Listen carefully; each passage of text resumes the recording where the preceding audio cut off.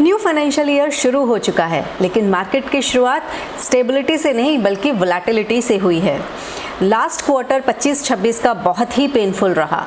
दिसंबर and में जहां हमने निफ्टी को 26,300 के लेवल पर खड़ा पाया, वहीं मार्च एंड में यह हमें 22,800 के लेवल पर मिला। लगभग 12-13% का फॉल अपने हाई से, जो कि कम फॉल नहीं था। तो न्यू फाइनेंशियल ईयर के पहले हफ्ते में मार्केट ने संकेत दे दिए हैं कि वोलेटिलिटी अभी खत्म नहीं हुई है।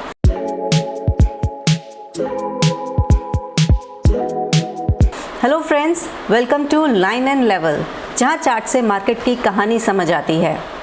स्वागत है आप सभी का चार्ट ऑफ द वीक के इस नए एपिसोड में। लेकिन शुरुआत करने से पहले हर बार की तरह मैं डिस्क्लेमर दे दूं कि जिस किसी भी चार्ट का जिक्र हम अपनी इस वीडियो में करेंगे, उसमें मेरे खरीदने, बेचने या होल्ड करने की कोई सलाह नहीं है। इन्वेस्टमेंट करने से पहले अपने फाइनेंशियल एडवाइजर से ज़रूर सलाह करें, because investments and securities market are always subject to market risk. Read all the documents carefully before investing. ये हफ्ता ट्रेडिंग के लिहाज से छोटा था। ट्रेडिंग सेशंस कम थे, लेकिन मूव्स बड़े थे। Nifty, bank Nifty, broader market सभी में शार्प स्विंग्स देखने को मिले, और रीज़न कोई नया नहीं था। यूएस ईरान इजराइल वॉर रुकने का नाम नहीं ले रही है। क्रूड ऑयल के दाम नीचे आने को तैयार नहीं हैं। एफआईआईज़ तो ऐसे बेच कर निकल रहे हैं कि जैसे उन्हें आगे निकलने का मौका ही नहीं मिलेगा, और इन्हीं सब की वजह से इंडाइसेस भी ऊपर नीचे हो रहे थे। तो चलिए देखते हैं हम निफ्टी 50 का वीकली चार्ट। तो फ्रेंड्स, ये है निफ्टी 50 का वीकली चार्ट। ये 22,000 का लेवल आपको याद ही होगा, जो हमने पिछले कई हफ्ते से मार्क कर रखा है। और अगर आप देखेंगे तो इस हफ्ते निफ्टी ने 22,180 का लो लगाया है, जो इस लेवल के बहुत पास है, लेकिन अभी भी इस लेवल को इसने होल्ड किया हुआ है। तो ये हमारे लिए अभी भी एक सेफ जोन में है, अपने मेजर सपोर्ट के पास है, बट एक सेफ जोन में है। आइए इस बार इसका आपको डेली चार्ट भी दिखाती हूँ। डेली चार्ट में आप देखेंगे क्या मूवमेंट थी निफ्टी की थर्सडे को। निफ्टी ने थर्सडे को 22,380 की ओपनिंग दी, जो कि 300 पॉइंट का गैप डाउन था। 300 पॉइंट के गैप डाउन के बाद निफ्टी ने 22,180 का लो लगाया, और वहीं उसी दिन सेम डे इसने 22,780 का हाई लगाया। तो आप समझ सकते हैं 22,180 से 22,780 तक का मूव, 500-600 पॉइंट का मूव तो निफ्टी में आजकल ऐसे आ रहा है कि बस पूछो मत। इतनी ज़्यादा वोलेटिलिटी मार्केट में, आप समझ सकते हैं निफ्टी के 600 पॉइंट का मूव एक दिन में कितनी वोलेटिलिटी मार्केट में है। तो ऐसे मार्केट में आप कॉशियस रहिए, सतर्कता बरतिए, बिल्कुल भी एडवेंचरस होने की ज़रूरत नहीं है। लीवरेज तो गलती से भी ना करें। आइए देखते हैं निफ्टी बैंक का चार्ट।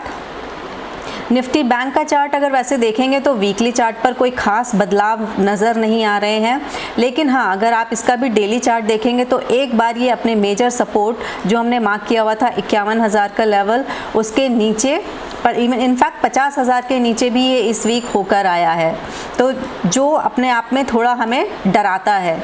आइए इसकी एक रेंज हम मार्क कर लेते हैं।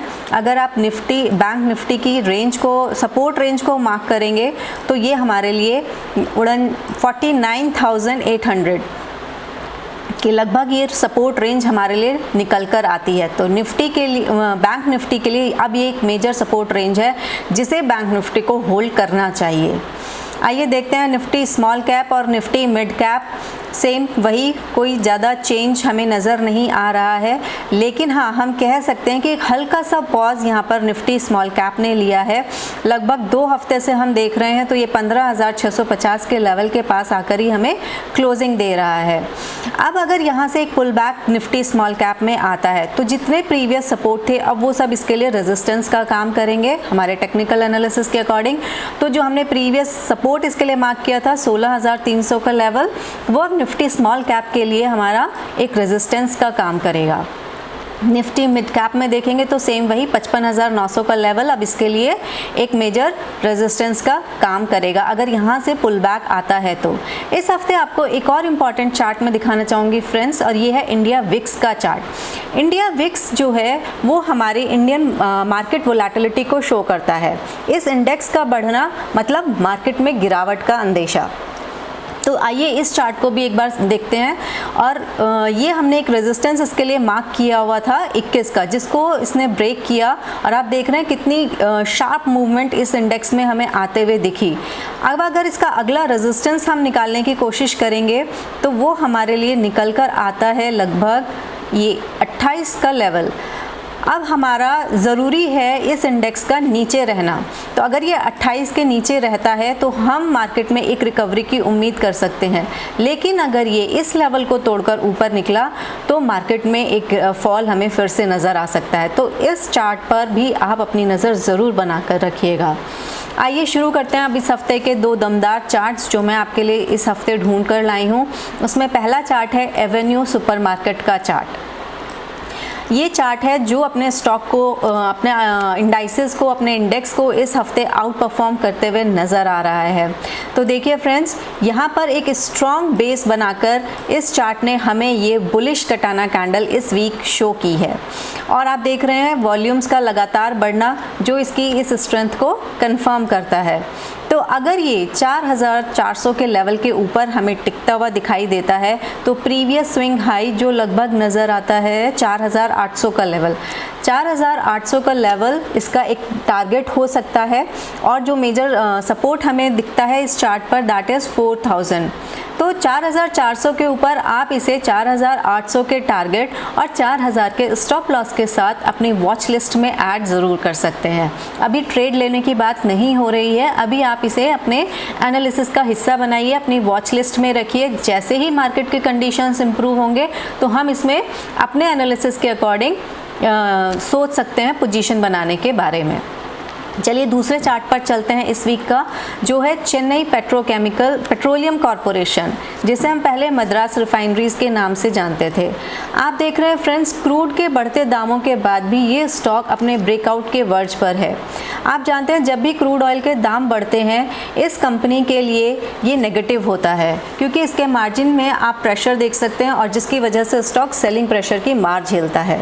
तो अगर जैसे ही आप क्रूड ऑयल के प्राइसेस को नीचे आते हुए देखेंगे तो आप पाएंगे कि इसमें हमें एक बढ़त आती हुई दिखाई देगी।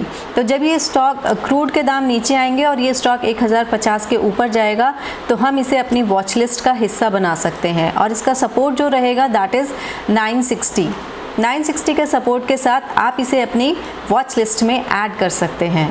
तो फ्रेंड्स, ये थे इस हफ्ते के दो दमदार चार्ट्स जो मैं लेकर आई थी आपके लिए। आई होप आपको ये एनालिसिस अच्छा लगा होगा। अगर ये वीडियो आपको हेल्पफुल लगी हो तो please like and share this video और मेरे चैनल को सब्सक्राइब करना न भूलें। तो मिलते हैं अगली ऐसी ही एनालिटिकल वीडियो में। तब तक के लिए do take good care of yourself, keep studying, keep investing.